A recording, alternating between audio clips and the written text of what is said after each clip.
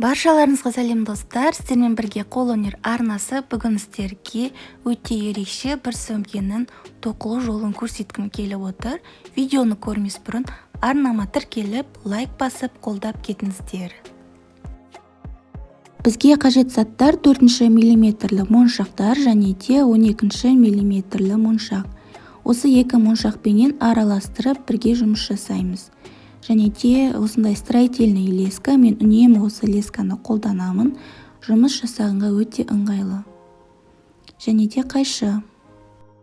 Ал енді тоқуға кірісеміз. Ең алдымен лескамызды өзімізге керегін жетіп кесіп аламыз дағы. Осында бір жағына 6 үлкен моншағымызды өткіземіз.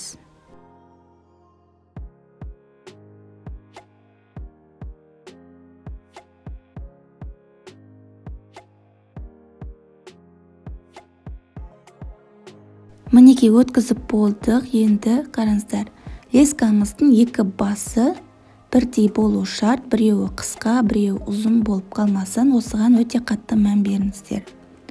Мінекей, енді мына тұрған соңғы моншаққа мына тұрған лескамызды өткіземіз, айқастырамыз.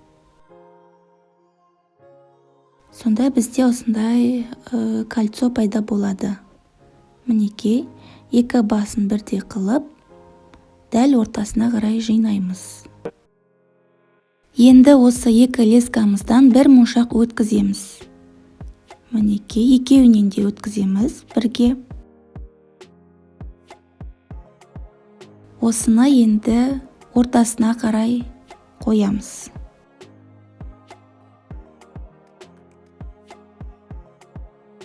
Енді мына тұрған екі лескамызды мына тұрған моншақтан айқастырып өткіземіз. Сонда біздің лескамыз осы моншақтың екі шетінен шығып тұратын болады.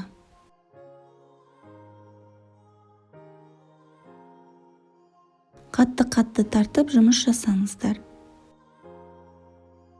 Мінекей, дәл осылай лескамыз моншақтың екі шетінен шығып тұратын болады. Енді әрі қарай тоқимыз. Енді бір жақ лескамызға 3 кішкентай және 2 үлкен моншақты араластырып өткіземіз. Кіші үлкен етіп араластырып өткіземіз.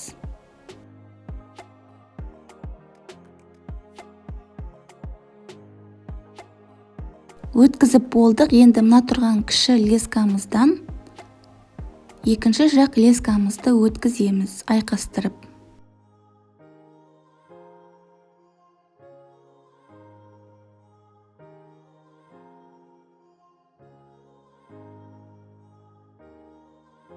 Мінекей, сонда бізде осылай шығады. Енді дәл осылай айналдырып тоқып шығамыз. Астыңғы лескамызды мына тұрған астыңғы моншақтан өткіземіз. Енді жоғары жақ лескамызға дәл жаңағыдай етіп өткіземіз. Тек алдыңғы кіші моншақты ғана өткізбейміз, себебі бізде ол уже бар. Мінекей, үлкен моншақ, кіші және тағы үлкен және тағы кіші етіп өткіземіз. Осы соңғы кіші моншағымызға тура жаңағыдай екінші жақ лескамызды айқастырып өткіземіз.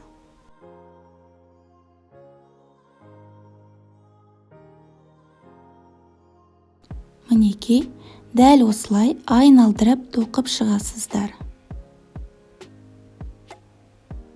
Астыңғы моншақтан өткізуді ұмытып кетпеңіздер. Мінекей, кіші моншағымыз уже бар. Үлкен, кіші етіп өткіземіз дағы. Соңғы кіші моншаққа айқастырып лескамызды бекітеміз. Мінекей достар, екінші қатарымызда тоқып біттік. Уже мына арада бекітетін жерін сіздерге көрсетейін. Мына тұрған лескамызды, астыңғы лескамызды мына тұрған астыңғы моншақтан өткіземіз. Және де шетіндегі бір кіші моншақтан жоғары қарай өткіземіз.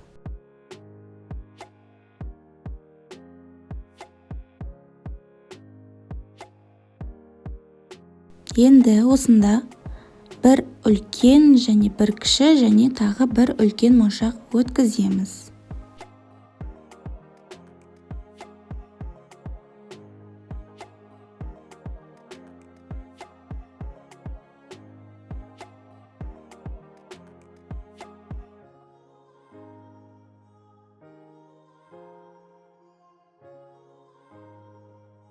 Міне екінші қатарды да тоқып болдық. Енді үшінші қатарға көшу үшін мына тұрған жәндегі моншақтан лескамызды өткіземіз.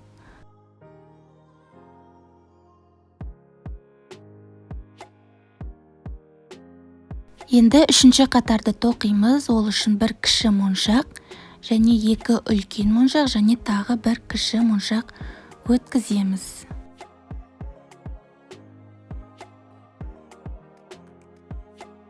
Енді мына тұрған соңындағы кіші моншаққа астыңғы лескамызды өткіземіз айқастырып.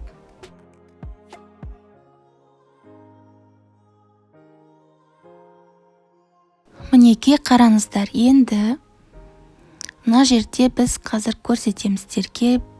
Мына тұрған астыңғы лескамызды астыңғы моншақтан өткіземіз.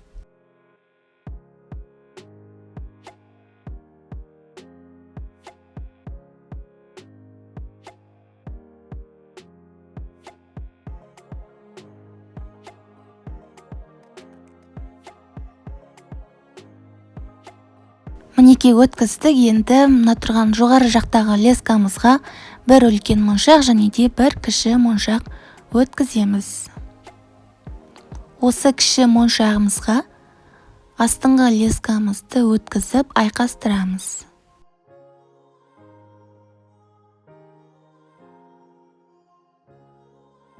Енді қараңыздар, бізде мына арада байқасаңыздар 4 моншақ болып тұр, ал мына арада біз бір ғана моншақ өткіздік, бірақ астында 3 моншақ тұр.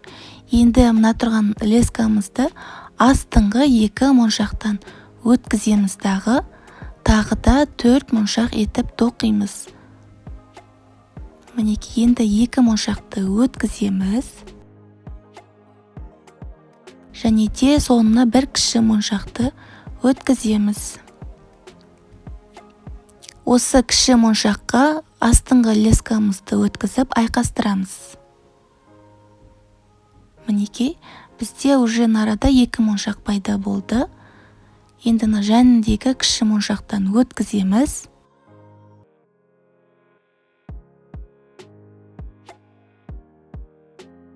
Енді осында бір үлкен және де бір кіші моншақты өткіземіз. Тура жаңағыдай етіп қайталаймыз. Мінекей 4 моншақ, 1 моншақ және де 4 моншақ. Бір үлкен моншақ және бір кіші моншақ қайталаймыз. Соңғы кіші моншаққа астыңғы лескамызды өткіземіз. Мінекей. Байқасаңыздар, бізде тағы да осылай қайталанды. Дәл осылай айналдырып тоқып шығатын боласыздар.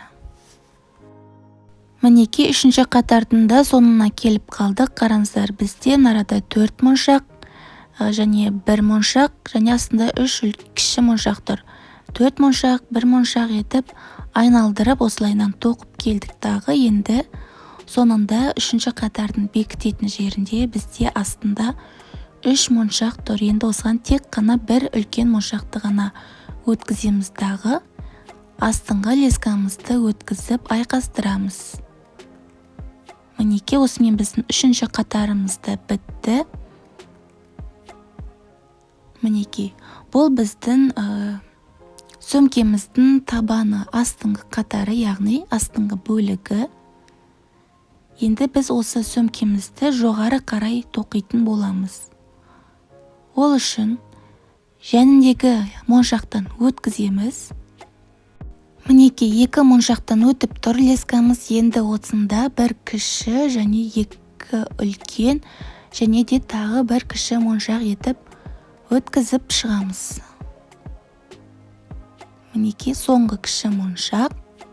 Осы моншаққа лескамызды айқастырамыз.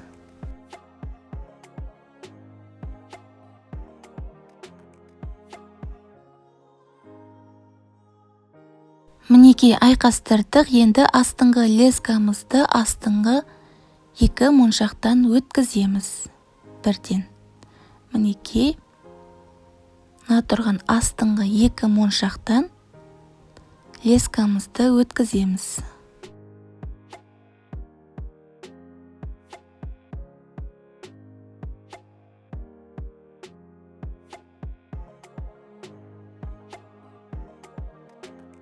өткіздік. Енді бізде осында екі үлкен моншақ өткіземіз. Бізден арада уже бір кіші моншағымыз өтіп тұр, ол саналады. Енді екі үлкен моншақ және де бір кіші моншақ өткіземіз.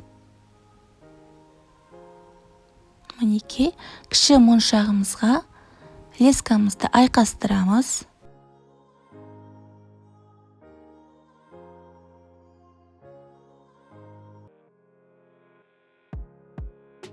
Дәл осылай ары қарай қайталап тоқи бересіздер.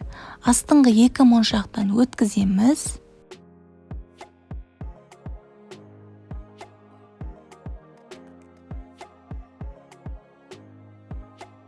Және де үстіндегі лескамызға екі үлкен моншақ және бір кіші моншақ өткіземіз.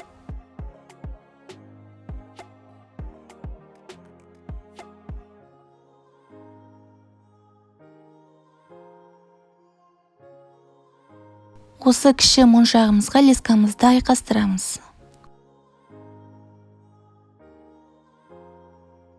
Мінекей, дәл осылай айналдырып, осы қатардың соңына дейін дәл осылай тоқып шығасыздар. Мінекей, айналдырып тоқып шықтық, барлығы бірде. Қараңыздар, енді мынарада соңғы бекітетін жерін сіздерге көрсетейін. Мына тұрған астыңғы лескамызды мына тұрған астыңғы екі моншақтан өткіземіз. Және де шетіндегі кішкентай моншақтан өткіземіз жоғары қарай.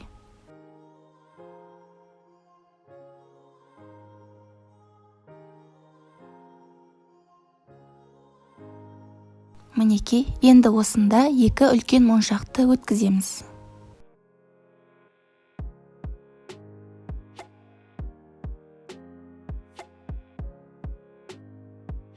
Мінекей, енді лескамызды айқастырамыз.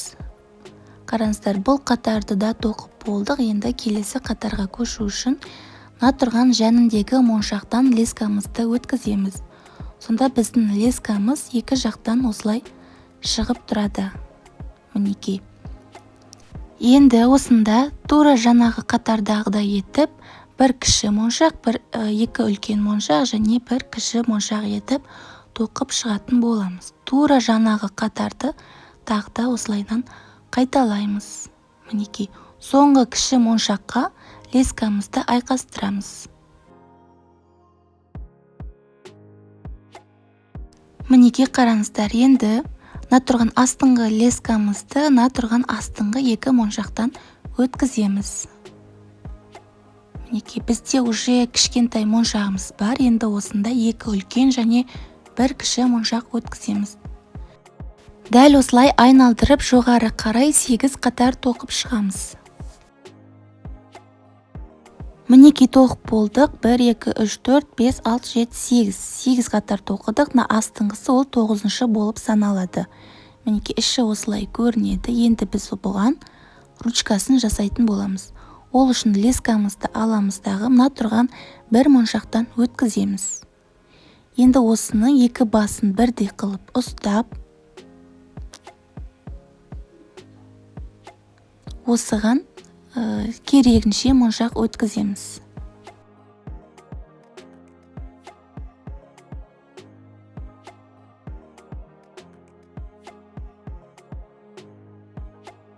Мінекей, енді осыны екінші жағына қарай жалғаймыз.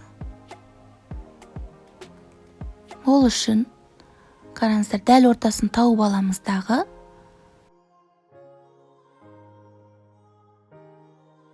мына тұрған лескамызды екінші жақтағы моншағымызға бекітеміз. Мінекей, бір лескамызды аламыздағы осында бір моншаққа өткіземіз. Екінші жақтағы лескамызды да дәл осы моншақтан өткіземіз. Мінекей, енді осы екі лескамызды бекітеміз.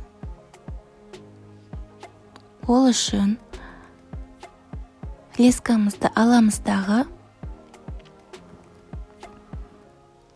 мына тұрған кіші моншақтан өткіземіз.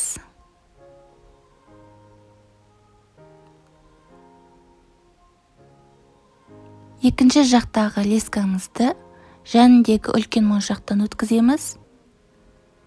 Және де астыңғы кіші моншақтан өткіземіз.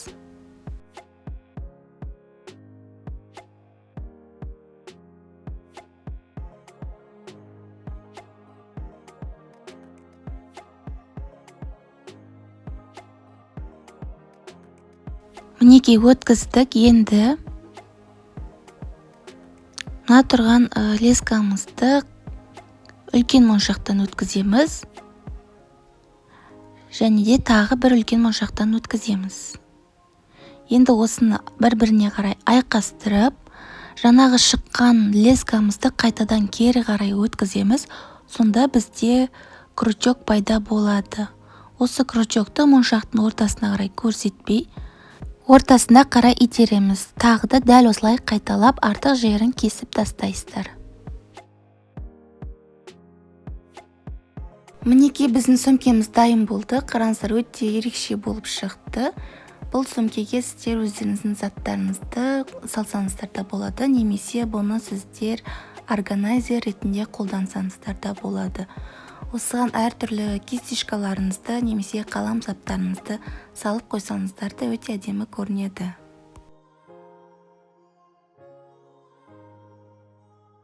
Видеоның соңына дейін көргендеріңізге рахмет. Сіздермен бірге болған қолөнер арнасы.